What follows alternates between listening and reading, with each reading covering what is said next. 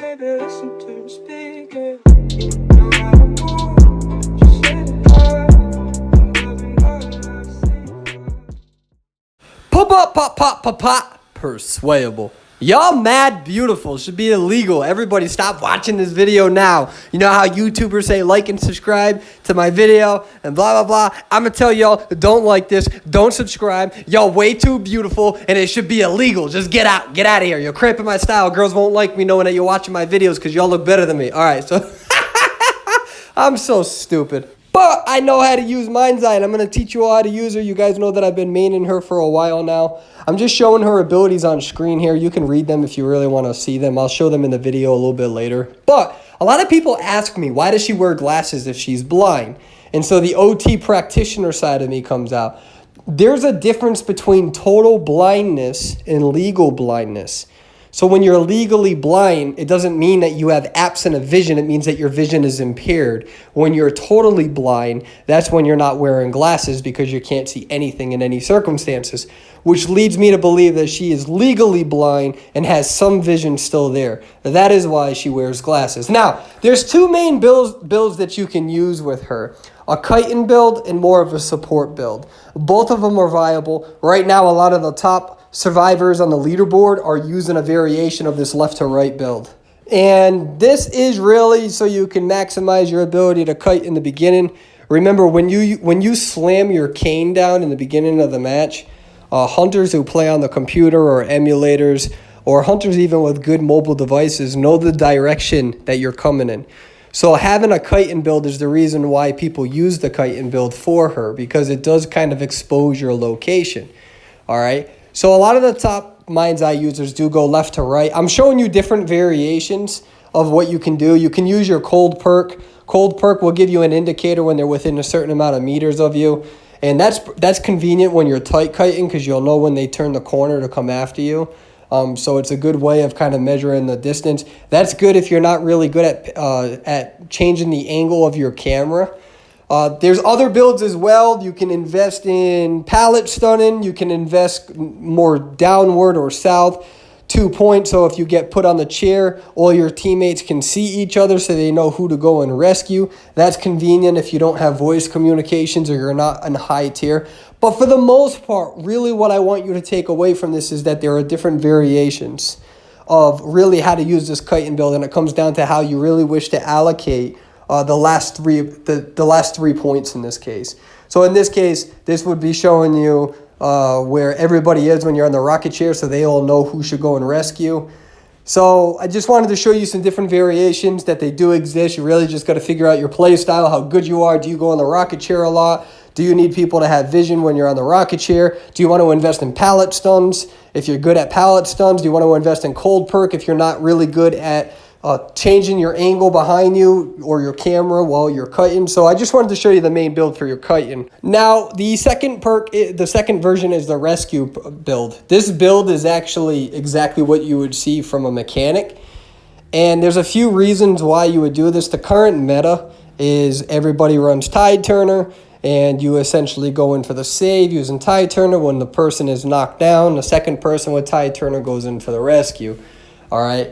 There's a kind of a pro and con to this build. You can't really kite as well. There is a difference with this build in terms of mechanic, right? Because mechanic, the reason why you use the rescue build or the tide turner build is because it's easy and convenient because she has a doll that's still decoded, right? Whereas Mind's Eye, it's different because you still want to use the meta, which is, again, using tide turner. But using that kite build is pretty good with Mind's Eye as well because, again, she gives up her location through sound when she throws her cane down. So really, it's not like one is better than the other in terms of Mind's Eye. Mechanic is always the rescue tide turner build. But with Mind's Eye, there is flexibility between the two builds, and it's up to you. So the argument is, when should you use the cane? There's actually two different trains of thought. You can either use the cane right away like I do, or you can use the cane after about 10 seconds, okay? Although I do understand why people would suggest to use the cane after 10 seconds, I prefer using the cane right away. There's a few reasons. One, it gives up your location, okay? And two, it has about a 50-second cooldown, so it gives you the ability get it again relatively early. Now, some people who say wait 10 seconds to use the cane, what they'll say is that if you use it too early, you're going to have hunters who won't move, and then you don't know really what direction they go in. That is true, but there are some hunters who are really good at finding people, and by the time you use the cane, people aren't in proper position. So the next 2 points come hand in hand. You have to learn how to kite using the walls, which is based on position and which is based on what machines are safe and which machines are not safe. And you have to use the walls to your advantage because you can see through them. And this really comes down to experience. I prefer people learning how to kite, not by using mind's eye. You should only be using mind's eye if you're an experienced kiter and you know which Cipher machines are safer than others, depending on where you are at in the beginning of the mat. You can't really learn how to do this with mind's eye. You have to learn how to do this with a different survivor. And the reason being so is that unless you have the map memorized, it's going to be very hard for you to navigate it. You need to be able to see where you're at all times based on your environmental cues. And that's a very, very important point. So I suggest you learning this with a different character and then transferring it over to mind's eye. What you're looking to do as well is you're trying to look how to do at least a 2 Cipher kite. A 2 Cipher kite is massive success with a hunter or against a hunter. One of the important things with mind's eye is do not gamble the Terra Shock. Watch this. So you're going to see him use blink, and I'm not going to see how you may just think that was random movement. It's not. I knew he was going to blink by his movement, and I decided not to try to get the pallet movement. I stumbled right there. Do not get Terra Shock. You're better off getting the hit and running away. Do not get Terra Shocked. You cannot afford to. One of the biggest strategies that I'm using here is that in these areas, okay, hunters usually follow your footprints. This is true on this map, on Red Church, etc. So when you break eyesight or line of sight, right, the hunter doesn't really know where you are. So he's following your footsteps. So if the hunter is following your footsteps, that is your ability to really continue breaking line of sight and forcing him to follow your footsteps. You're also using the wall to your advantage. Now, this is the biggest strategy here. When you see the Cipher highlighted in white, it means that it's been touched, that another survivor has at least attempted to decode it at some point in time. All right, and this is just going to show you how to save to the best ability that you can. Nothing too spectacular. Going back on that Cipher machine, though, okay? When you use your cane, you literally can tell which Cipher machines have been touched and which Cipher machines have not been touched. That's really, really important because that's the difference between you and the mechanic. It saves you time. So you can hit your cane down and you can see which Cipher machines have been touched. When you're down to the last 2 ciphers, it is so much more convenient for you to be able to decode a machine that's already been partially decoded. And that's one of our biggest strategies, is really being able to utilize that ability. Now, to finish this video off, I just want to really emphasize again the reason as to why you break line of sight if you can.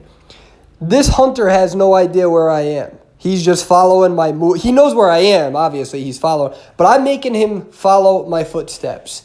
And I actually do a little bit of a boo-boo on my kite in here, trying to explore this route to see what I can get away with. I actually thought he was going to swing there, and he didn't. So he gets a nice little hit on me. But really what I'm doing is I'm using this area and forcing him to follow me, okay? And that really helps me out because when you are moving, that's when you're able to see through the walls like I am.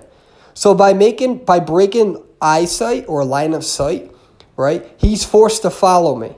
And that is really a huge, huge, significant ability, one that really helps her out. And of course, once he starts gaining speed on you, you're going to want to change up your location and, use the pallets to your ability. And I think I'm using cold perk on this.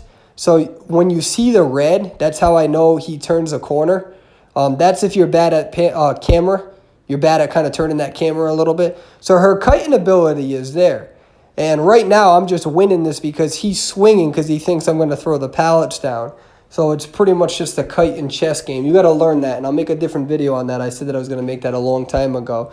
So really get this down and really know which areas of the map you can get away with and how this differs between different hunters. That's not necessarily a mind's eye guide. That's a generalized kiting guide. So what is the takeaway from this guide? The biggest takeaways from this guide is that there are two main ways to use her, kiting and saving. And there's both valid reasons to use both. Your cane gives up your location to any hunter that has good audio speakers. That's why it's best to use it right away. Third, you need to learn how to kite using the walls and break in line of sight so it forces the hunter to follow your footsteps. That means that it's going to be more difficult for him to kind of cut you off, and he's forced to take the same routes as you, which allows you to climb the window or allows you to get to the pallet because it's taking him longer instead of directly going to the pallet. So breaking line of sight's important. And the most important tactic with mind's eye is using your cane to see which ciphers have been touched. It's the difference between finishing off the final cipher in time versus not. And it's a huge ability that is undervalued, underrepresented, and one that the mechanic does not have. So whereas the mechanic has the ability to decode with a puppet and herself, and gives her a few abilities in terms of saving that Mind's Eye really doesn't have. Mind's Eye has vision, and that's important in rank 5 when you can only play with one other person. That's the biggest takeaway. I hope you guys enjoyed the guide in terms of the ciphers, which ones are safe, which ones are not, learning how to kite. That's for a different video and generalized among all characters in the game. And I really hope that you guys have been able to take something away from this guide and use Mind's Eye as effectively as what I've been able to do. And as a Mind's Eye, you need to know when to finish this last machine and not. You see how I'm waiting to finish this decoding? Because I know that somebody's about to get knocked down. Knock down, then finish the cipher machine. That's important. You need to learn how to finish that cipher machine at the appropriate time. That's why all users should be going right on their persona build.